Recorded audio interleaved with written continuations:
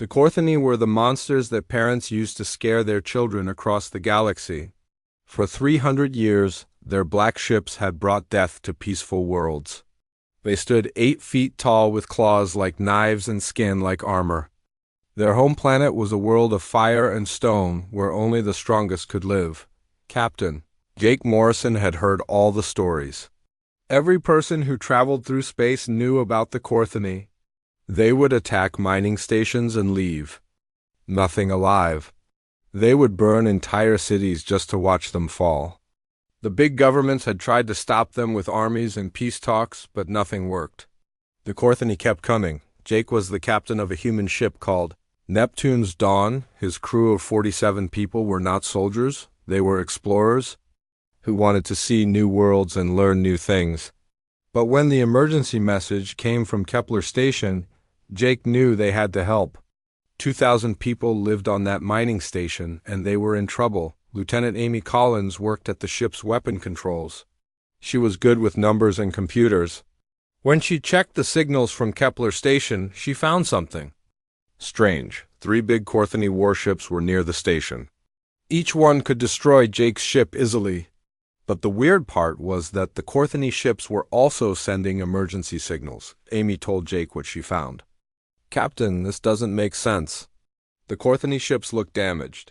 But how is that possible? Nobody has ever hurt them before. Jake looked at the data on his screen. The numbers were clear. The Korthani ships were in trouble, but Kepler Station was still working.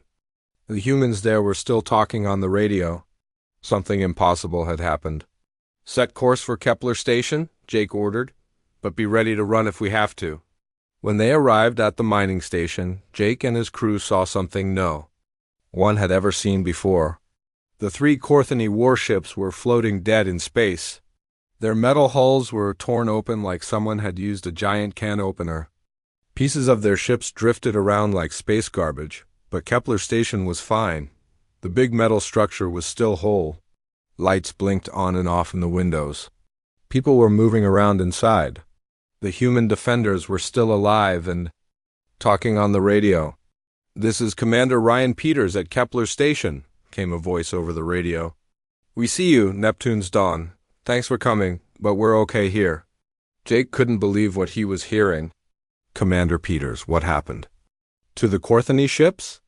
"We fought them off," Ryan said. His voice sounded tired but proud. "It wasn't easy, but we did it. We actually beat them." Amy looked at Jake with wide eyes. "Captain, this is the first time anyone has beaten the Korthani, ever." Jake asked Ryan to explain what happened. The story was amazing.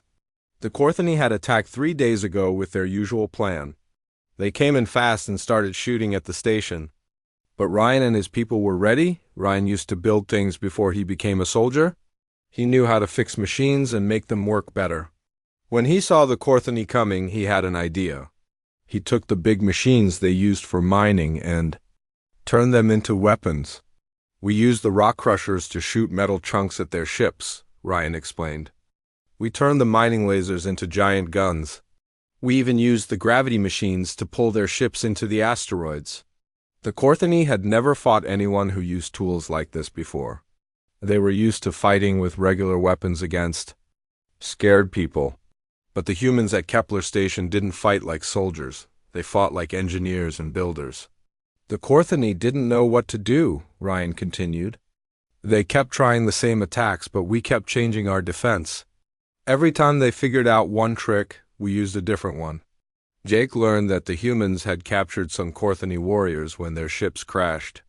This was also something that had never happened before. The Korthani always fought to the death. They never let themselves be taken alive. "We have 12 of them locked up in the secure area," Ryan said. "They're hurt but alive.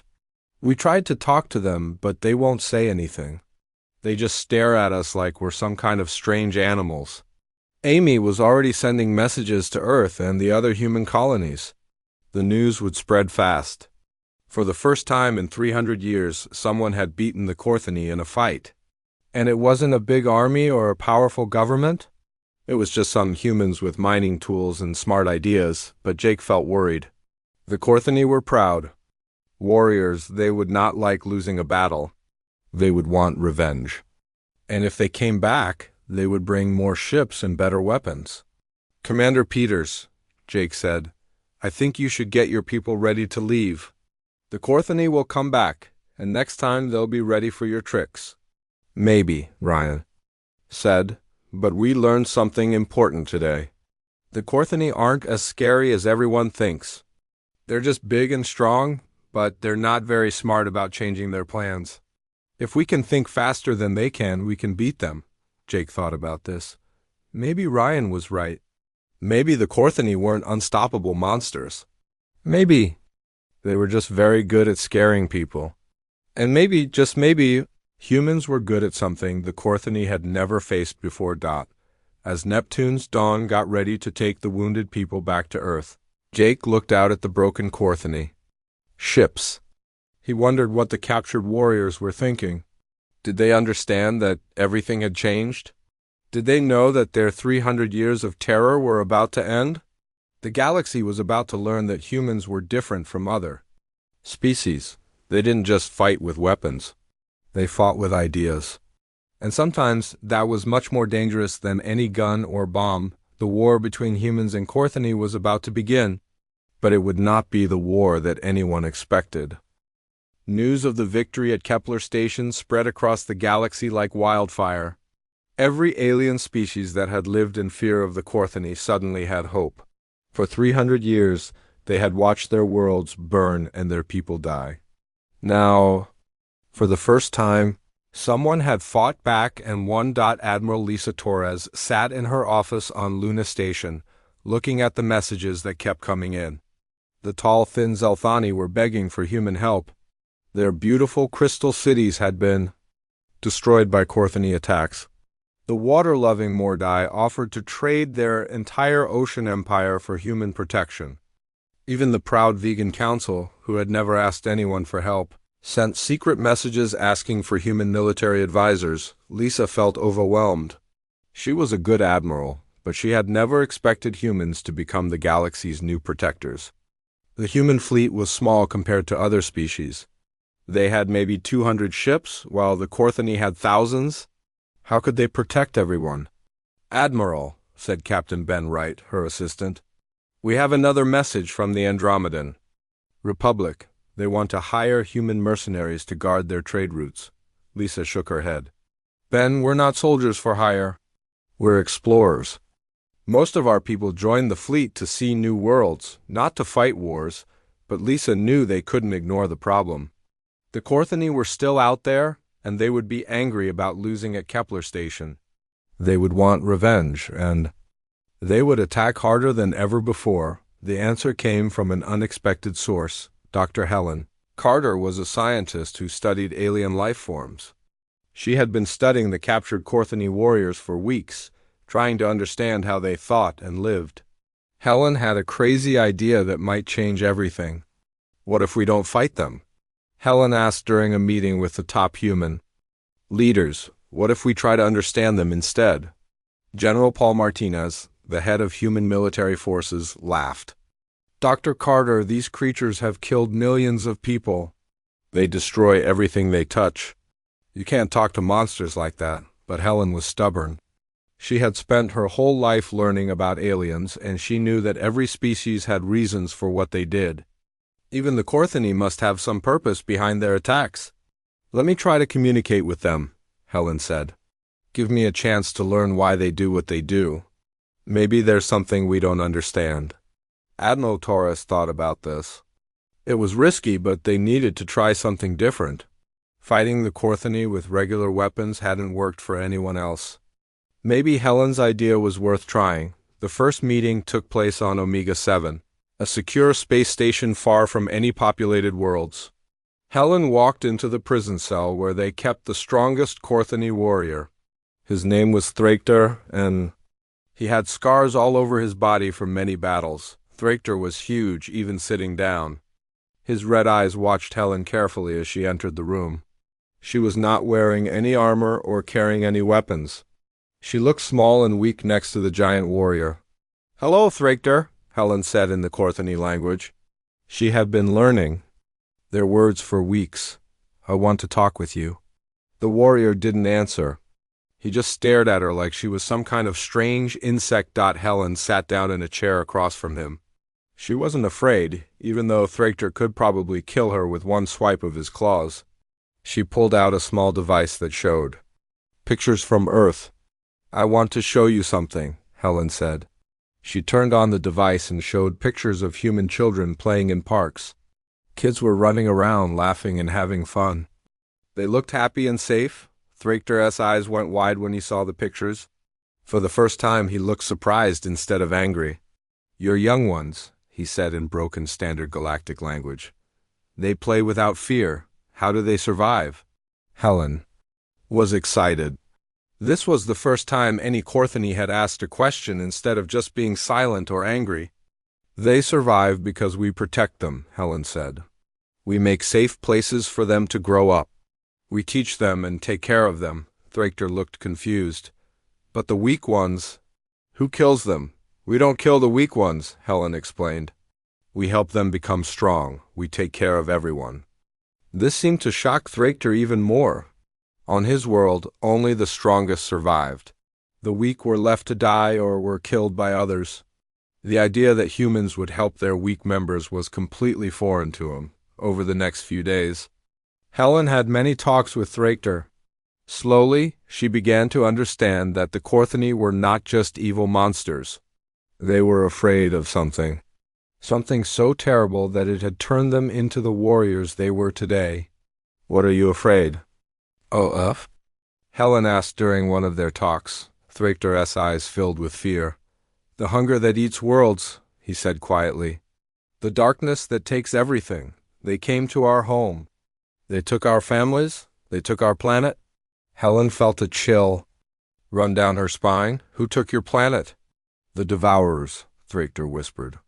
"They eat everything. They turned beautiful worlds into empty space. We ran, but they followed. They always follow." Helen realized that everything the galaxy knew about the Korthani was wrong. They weren't conquerors trying to build an empire. They were refugees running from something worse than anyone had imagined. "Is that why you attack other worlds?" Helen asked. "Because you're looking for a new home?" Thrachter nodded. "We test worlds. We see if they are strong enough to fight the Devourers. If they are weak, the Devourers will eat them too. Better to die fighting us than to be eaten by them." This changed everything. The Korthani attacks weren't random violence. They were desperate attempts to find worlds that could survive what was coming. Every planet they attacked was a test to see if it was strong enough to fight the real enemy. Helen immediately contacted Admiral Torres with this information. The news was shocking and terrifying. If the Korthani were running from something worse than themselves, then the galaxy was in more danger than anyone had realized, but Helen also saw an opportunity. If the Korthani were refugees, then maybe they could be allies instead of enemies. Maybe humans and Korthani could work together to face whatever was coming. The question was, would the galaxy believe this story? And more importantly, would they be ready for the real war that was about to begin? Dr. Helen Carter sat in her lab with a team of language experts, trying to understand everything Thrachter had told her. The most important person on her team was Dr. Sam Rodriguez, who was very good at learning alien languages. Sam had been working day and night to translate the Korthani warriors' words correctly. "Helen, I think we have it," Sam said, looking tired but excited. "Thracher's story is consistent. He's not lying about the Devourers, but what he's describing sounds impossible." Helen looked at the translated text on her computer screen. According to Thrachter, the Korthani homeworld had been beautiful once.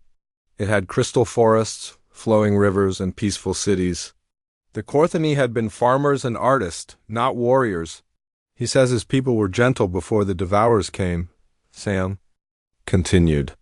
They grew things and made art. They were nothing like the monsters we know today. "What changed them?" Helen asked. Sam pointed to a section of the translation. "The Devourers attacked their world 50 years ago, but these weren't normal enemies. Thrachter says they didn't use weapons or ships. They just appeared and started eating everything." Helen felt confused. "Eating everything? What does that mean?" Not just food, Sam explained. According to Thrachter, the devourers ate the land, the water, the air, even the light from their sun. They consumed the entire planet bit by bit until only the volcanic core was left. This sounded crazy to Helen, but she had learned to trust what the aliens told her. How did any Korthani survive? They changed themselves, Sam said. They made their bodies stronger and harder. They learned to fight and kill. They became warriors because that was the only way to survive against the devourers. Helen thought about this. The Korthani had turned themselves into monsters to fight against something even worse. Their attacks on other worlds weren't about conquest. They were trying to find places strong enough to survive the coming darkness. Sam, we need to tell Admiral Torres about this immediately, Helen said. If the devourers are real, then the whole galaxy is in danger. Admiral Torres called a meeting with all the top human leaders. When Helen and Sam explained what they had learned, the room became very quiet. General Martinez was the first to speak. This is hard to believe, he said. You're telling us that the Korthani, the most feared warriors in the galaxy, are running away from something worse? That's exactly what I'm telling you, Helen replied. And if they're right, then those things are coming this way. Admiral Torres looked worried. How long do we have? I don't know, Helen admitted, but Thrachter says the devourers always follow. They never stop hunting. The news was sent to Earth and all the human colonies. The government leaders didn't know what to think. Some people said it was a Korthani trick to make humans feel sorry for them. Others said it was too dangerous to ignore. The Galactic Council was even more divided. When the human representative told them about the devourers, some species laughed, others got angry. The Andromedan Republic accused humans of being fooled by Korthani lies.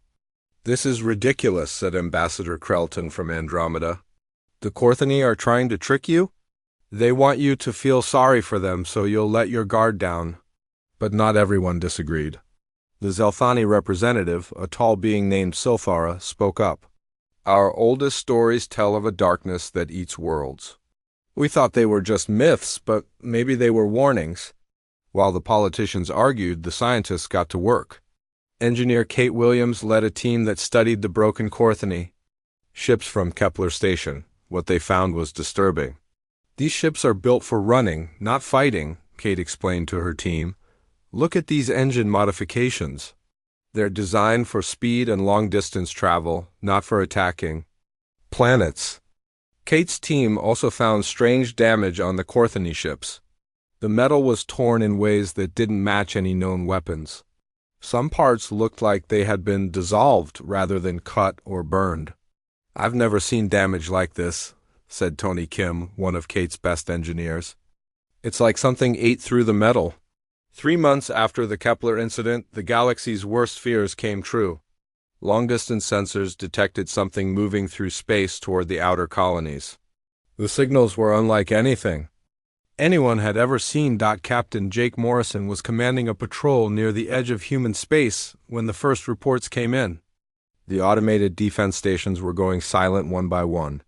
Their final messages were confusing and scary. Captain, said Lieutenant Amy Collins, we're getting a distress signal from Defense Station Alpha, but the message doesn't make sense. Jake looked at the message on his screen. The words were jumbled and strange. Shadow, moving wrong. Stars going out. Reality breaking, help us please. The message cut off. Defense Station Alpha went completely silent over the next few days. More stations went dark. Each one sent similar messages before dying. The people operating them talked about shadows that moved by themselves, stars that stopped shining, and space that looked broken. Engineer Williams was studying the sensor data when she made a horrible discovery. Admiral Torres, I think I know. What's happening to the defense stations? What is it, Kate? The Admiral asked. They're not being destroyed, Kate said quietly. They're being unmade. The sensor readings show that the stations just stop existing, like they were never there at all. This was exactly what Thrachter had described. The Devourers didn't just kill things. They erased them completely, leaving behind empty space where planets and stars used to be.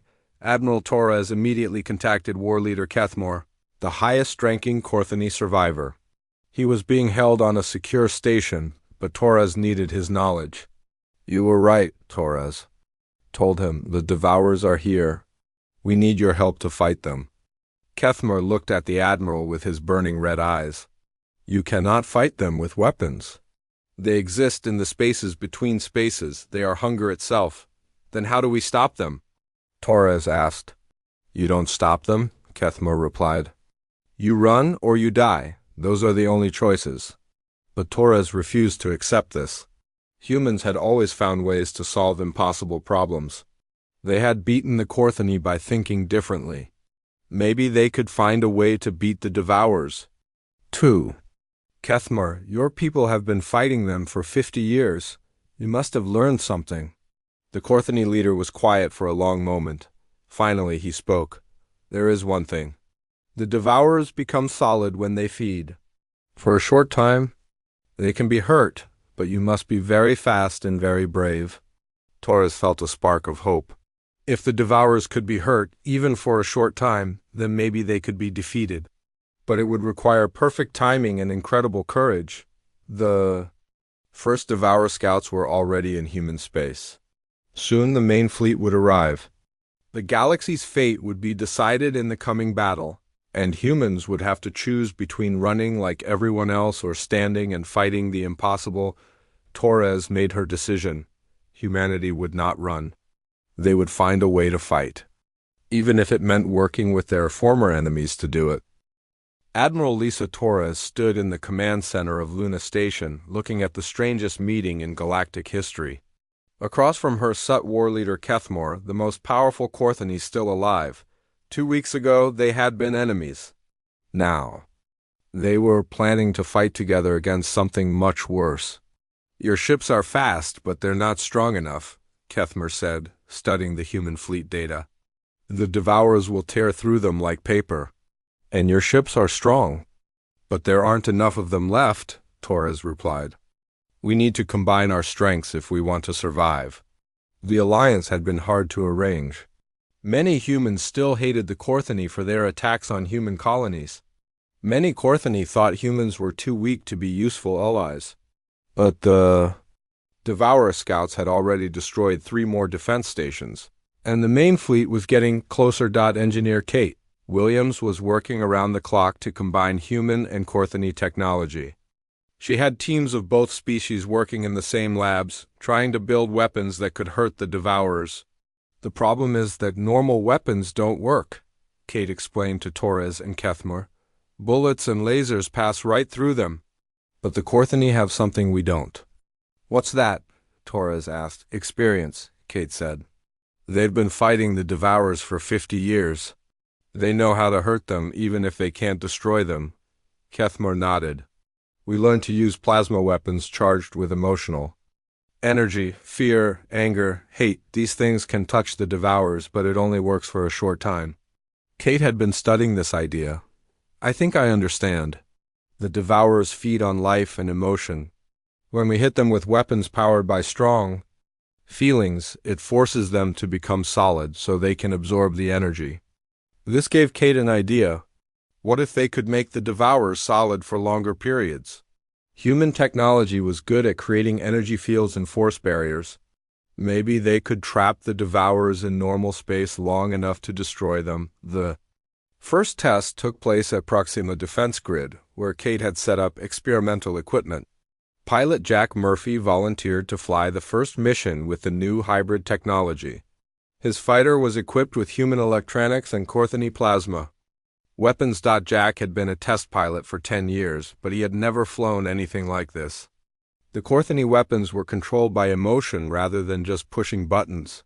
He had to focus on his anger and fear to make them work properly. "This is weird," Jack said over the radio. "The weapons respond to how I'm feeling. When I think about the people the Devourers killed, the guns get stronger." Jack's squadron included both human and Korthani pilots. They had only trained together for 3 weeks, but they worked well as a team. The humans provided tactical thinking and flexibility. The Korthani provided raw aggression and fighting experience. The first Devourer scout ship appeared near Proxima, like a hole in space. It was hard to look at directly because it seemed to bend light around itself. The normal defense turrets fired at it, but their shots passed through without doing any damage. "All fighters, attack now," Jack ordered. "Remember, feel your anger, let it power your weapons." The mixed squadron dove toward the Devourer ship. The Corthony pilots roared their battle cries while the humans focused on their determination to protect their homes. The hybrid weapons fired, creating streams of plasma charged with pure emotion. For the first time in 50 years, a Devourer ship was actually hurt. The plasma struck its hull and the ship became solid and visible. Parts of it began to break apart under the continued assault. "It's working," Jack shouted. "Keep firing, don't let up." But the victory was short-lived. The Devourer ship began to change, adapting to their attacks. It split into smaller pieces that moved independently. Each piece started to phase in and out of reality, making them harder to target. "They're learning," said Krathok, one of the Corthony pilots. "They always learn. That's why we could never defeat them." The battle lasted for 6 hours. In the end, the Allied squadron managed to destroy the scout ship, but they lost 4 fighters in the process. The Devourers had shown they could adapt to new tactics very quickly. Back at Luna Station, Dr. Helen Carter was working with Corthony scientists to understand more about the enemy. Thraktor had told her everything he knew, but there were still many questions. "They don't just eat matter and energy," explained Veltar, a Corthony scientist. "They consume the connections between things.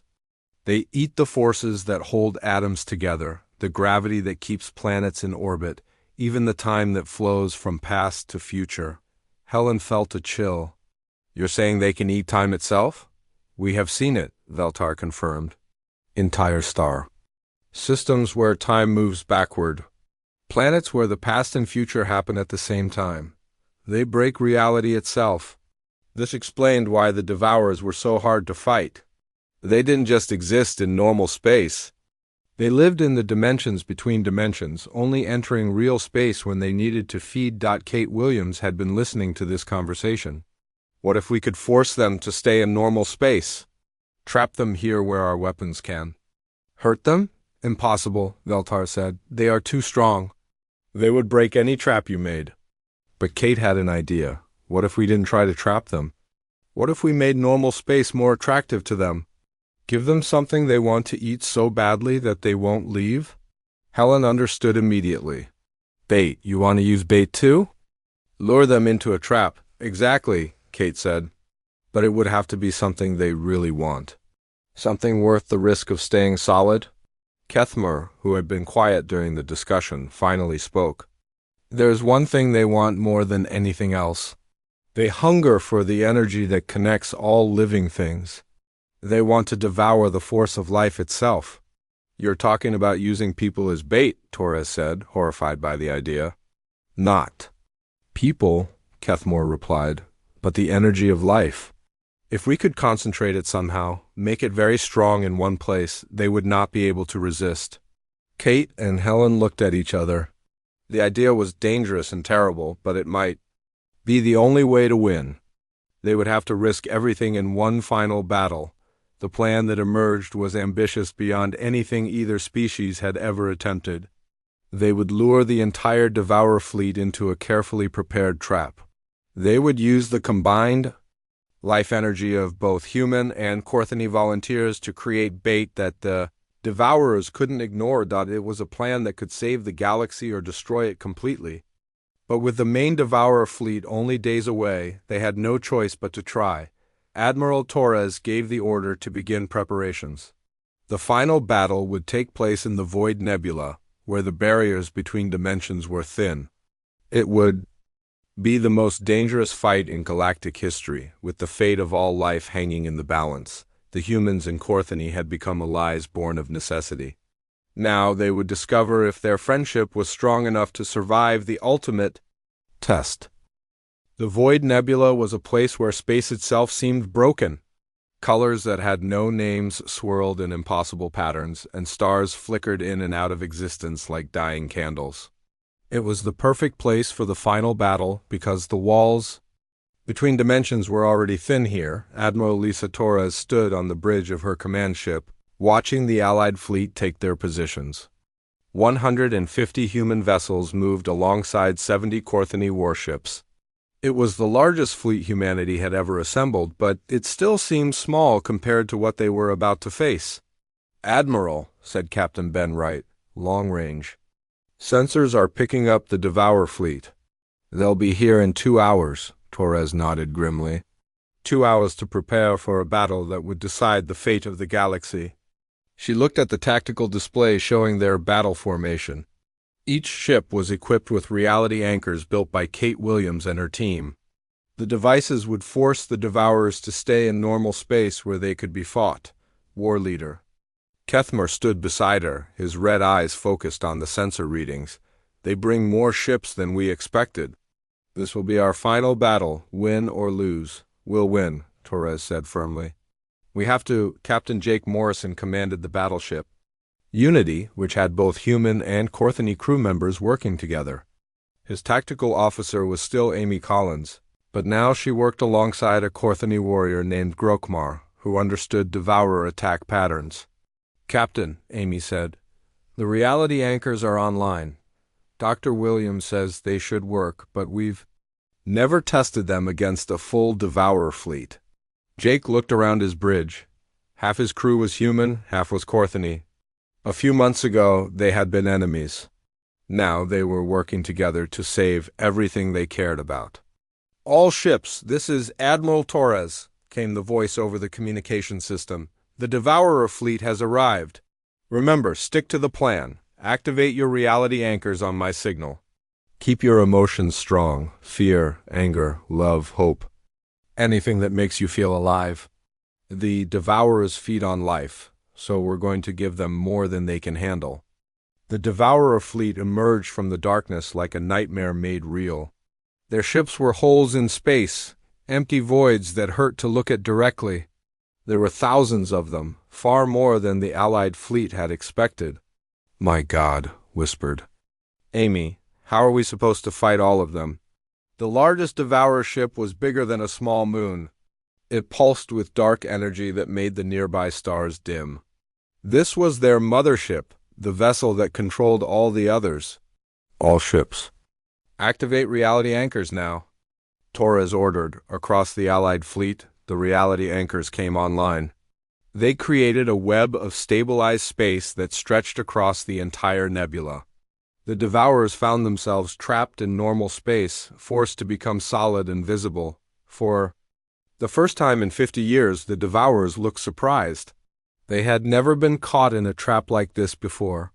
"Fire all weapons," Torres commanded. The battle began with a fury that shook the stars themselves. Human lasers and Corthony plasma cannons fired at the now solid Devourer ships. The enemy vessels began to take damage, but they adapted quickly. The Devourers split their ships into smaller pieces, each one moving independently. They began to phase in and out of the reality anchor's influence, making them harder to target.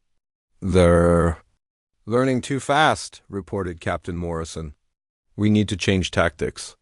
Dr. Helen Carter was aboard the Unity, working with Thraker to coordinate the battle. "The reality anchors are working, but not perfectly.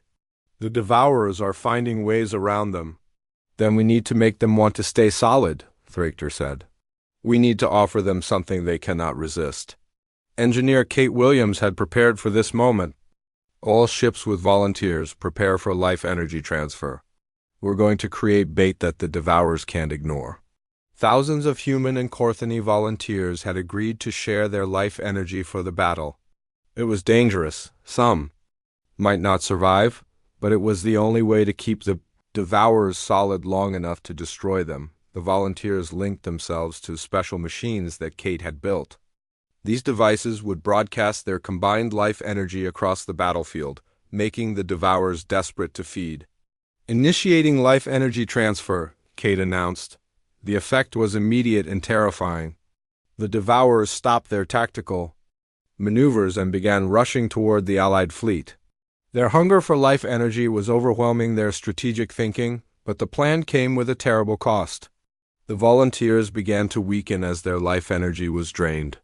Some collapsed at their stations.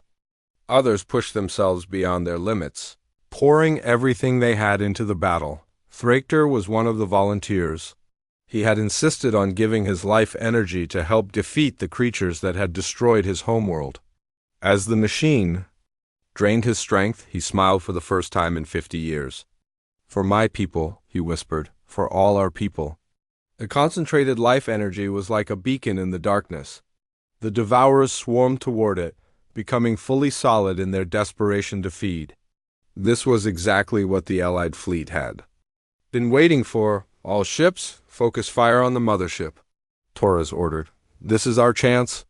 The combined firepower of 200 ships concentrated on the massive Devourer mothership. Human missiles and Corthony plasma beams struck its hull, causing explosions that lit up the entire nebula. For the first time, the Devourers were taking serious damage, but the enemy fought back with terrible fury. Smaller Devourer ships launched themselves at the Allied fleet like living missiles. They began boarding human and Corthony vessels, bringing the battle inside the ships themselves. Captain Morrison found himself fighting Devourers in the corridors of his own ship. The creatures looked like shadows with teeth, moving in ways that hurt to watch. Human Marines fought alongside Corthony warriors, using every weapon they could find. "Amy, get to the engine room and keep those reality anchors online," Morrison shouted as he fired his weapon at a shadow creature. "If they fail, we lose everything." Amy ran through the ship's corridors, dodging enemy attacks and fallen debris. She reached the engine room just as a group of Devourers broke through the hull. The reality anchor was sparking and smoking, about to fail. "Not today," Amy said grimly. She grabbed a plasma torch and began welding the damaged circuits back together. Even as the shadow creatures moved closer to her, Grokmar, the Corthony warrior, appeared behind the Devourers and attacked them with his claws and weapons. "Keep working, human. I will protect you." Together, they managed to repair the reality anchor just in time.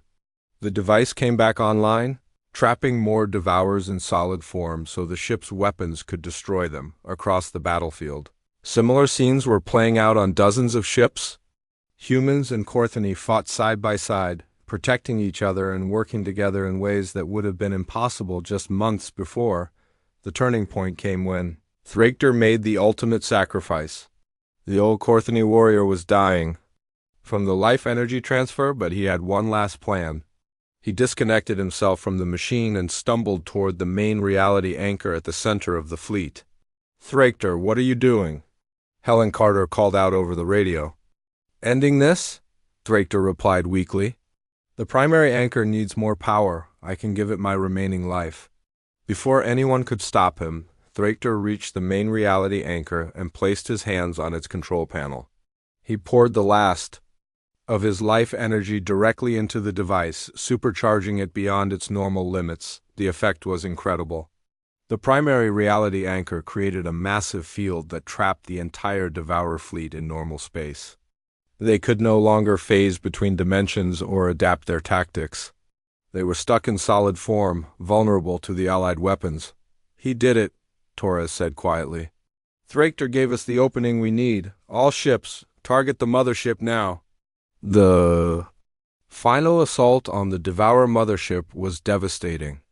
Every weapon in the Allied fleet fired at once, creating a storm of energy that tore the massive vessel apart. The mothership exploded in a burst of light that could be seen from neighboring star systems. With their mothership destroyed, the remaining Devourers lost their coordination. They began to retreat, but many were too damaged to escape. The Allied fleet hunted them down one by one, making sure none could return to threaten the galaxy again. When the battle was over, the cost became clear. Half the Allied fleet had been destroyed or badly damaged. Thousands of brave volunteers had given their lives to power the reality anchors. The Void Nebula itself was scarred by the battle, with strange energy patterns that would remain for centuries, but they had won. The Devourer threat was ended forever. Admiral Torres stood in the wreckage of her command center, looking out at the surviving ships. Human and Corthony vessels floated together in space, their crews working to rescue survivors and repair damage. "Admiral," said Captain Wright, "we're getting messages from across the galaxy. Everyone wants to thank us for what we did here." Torres nodded, but she felt sad as well as proud. So many good people had died to achieve this victory. Thraktor's sacrifice had saved them all, but the cost had been terrible. War leader Kethmar approached her, his armor damaged but his spirit strong. "Your people fought well, Admiral Torres. Thraktor would be proud." "Our people," Torres corrected him,